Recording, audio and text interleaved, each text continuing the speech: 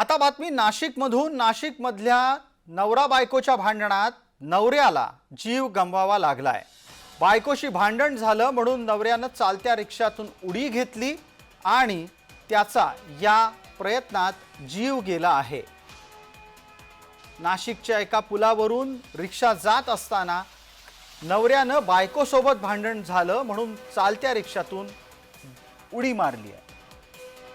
किरण गोटूर आमचे सहकारी प्रतिनिधी या निमित्तानं जोडलेत। किरण, नक्की हा प्रकार कुठे घडला आणि संबंधिताचा जीव जाण्याचं महत्त्वाचं कारण काय?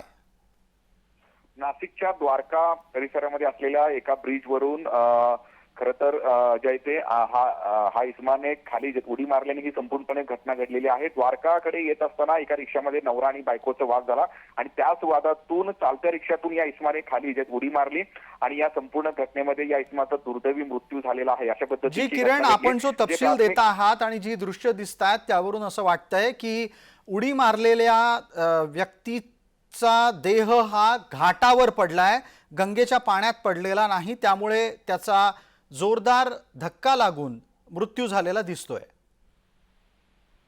सर, कन्नमोर पूल जो आहे द्वारका च्या आधी या खरं तर ब्रिज वरून त्याने खाली उडी मारली आणि तिथं सध्या आगामी कुंभमेळा आहे आणि त्यामुळे तिथं काही प्रमाणात काम हे चालू आहे आणि तिथं असलेल्या सिमेंटच्या या ब्लॉक्स वरती तो खाली पडला आणि त्याच घटनेमध्ये त्याचा दुर्दैवी मृत्यू झालाय आणि प्राथमिक जो माहिती मिळते पोलिसांकडून नवराचं आणि बायकोचं वाद झालं आणि त्या वादातून ही संपूर्णपणे घटना घडलेली आहे अशा पद्धतीचं माहिती आहे। या सगळ्या प्रकरणाची अधिक जी चौकशी आहे ते नाशिक पोलीस करताना बघा।